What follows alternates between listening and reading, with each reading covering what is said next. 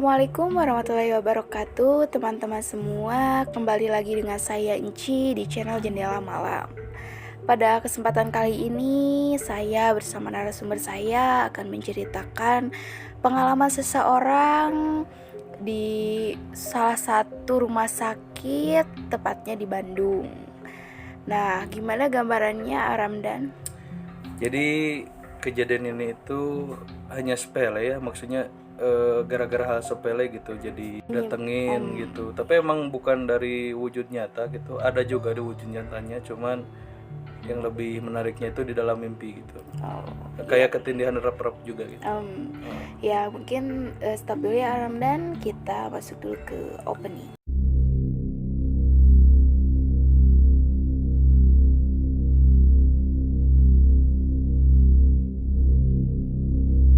Kejadian ini terjadi pada tahun 2005-2006 gitu ya. Anggap aja Ija yang cerita. Jadi Ija ini singkat ceritanya udah menikah, udah punya anak juga gitu ya. Nah kebetulan di saat tahun 2005-2006 itu mertuanya ke rumah sakit gitu ya. Banyak saudara-saudara juga gitu yang nengok, yang gantian jaga gitu kan banyak. Singkat cerita juga malam pertama gitu ya kalau nggak salah. Jadi kan Ija itu ceplas-ceplos ya kalau ngomong. Dia itu kebetulan lewat ruang mayat gitu. Lewat ruang mayat terus bilang ke pamannya tuh kayak gini, Mang gitu ya. Mang, lapar nggak? Lumayan gitu. Kenapa emang gitu kan? Terus si Ija bilang gini, tuh banyak pindang cenah.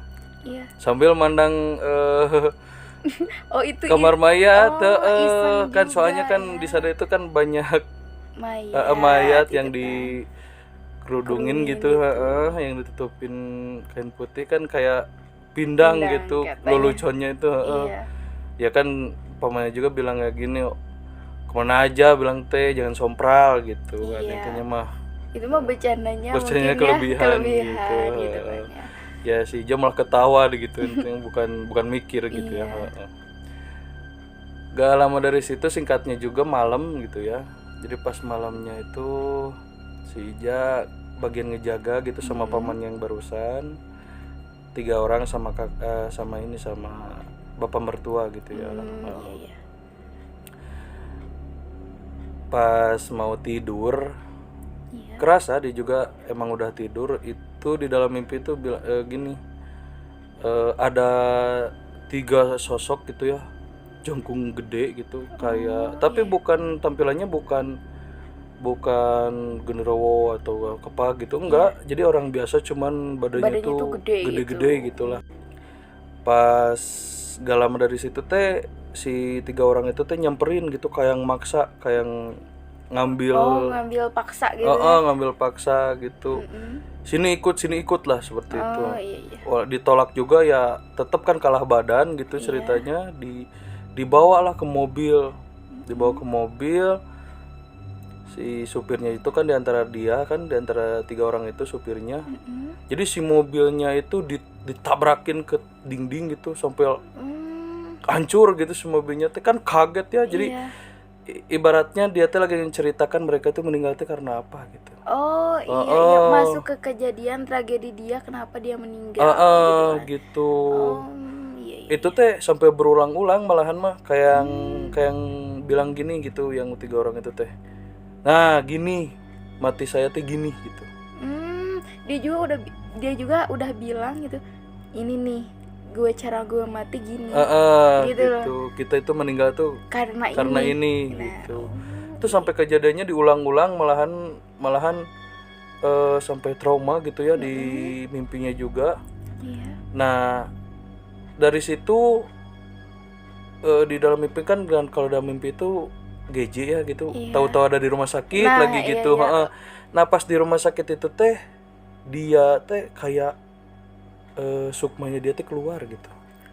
Jadi ngeliatin bapak mertua, pamannya, terus teh ibu mertuanya yang sakit gitu ya. tapi dipanggil-panggil enggak gitu, enggak kayak ngerespon. udah nggak ada gitu ya, lebih gitu. Dia teh jadi kayak yang Sukmanya teh ada di situ, Ada di tapi situ. nah dia juga sempet ngeliat raganya dia itu lagi tidur gitu. Oh. Cuman nah dipanggil-panggil lah, panik kan dia tuh, panik gitu, megang gak bisa, tembus gitu, Iya. manggil-manggil gak bisa, wah nangis kejer gitu. Iya. Tapi di saat dia emang lihat di kondisi di kaca gitu ya, nah ada 3 orang itu lah emang lagi berdiri di sana gitu, Oh. ngeliatin dia gitu. Jadi kayak yang, nah kayak gini rasanya mungkin gitu ya. Oh iya. Terus kalau misalkan emang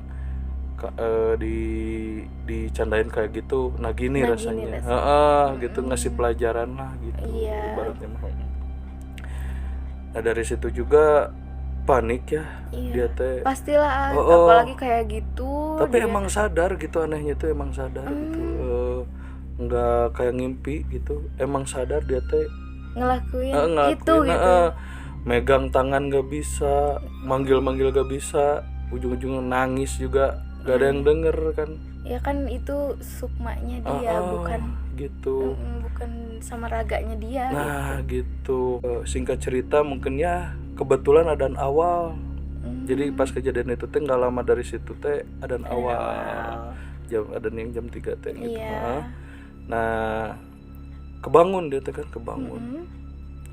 Pas kebangun gitu dia teh nanya ke siapa teh, dia ke bapak Bapaknya. mertua, Pak saya barusan ngimpi gini yang barusan gitu yang diceritain. Iya.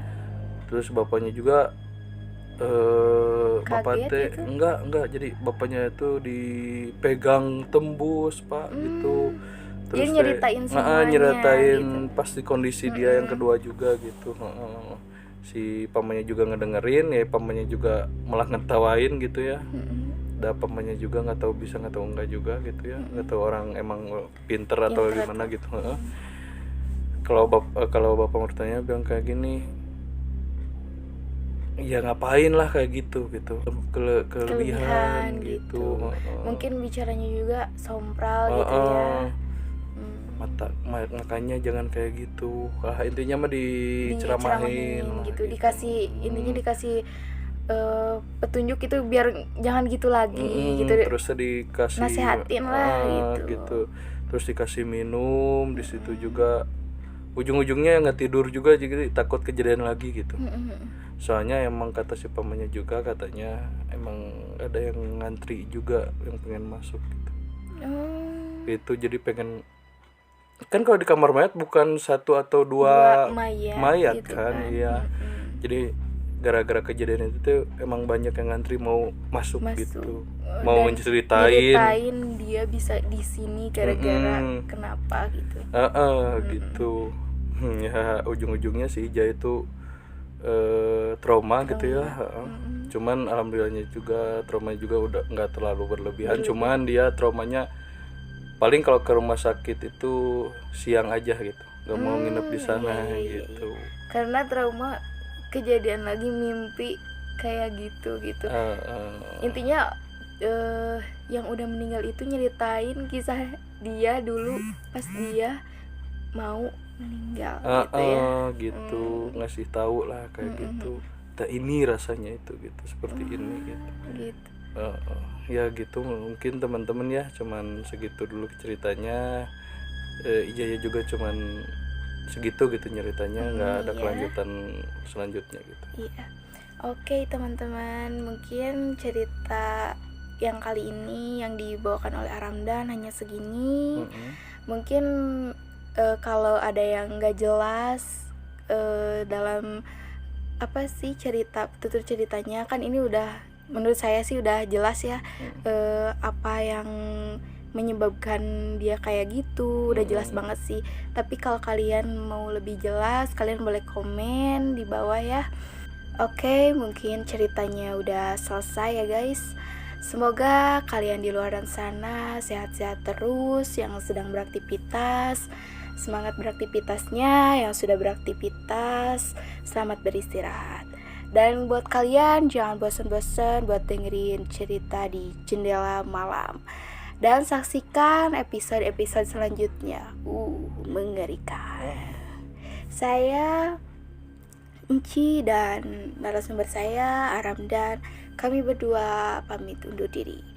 Assalamualaikum warahmatullahi wabarakatuh.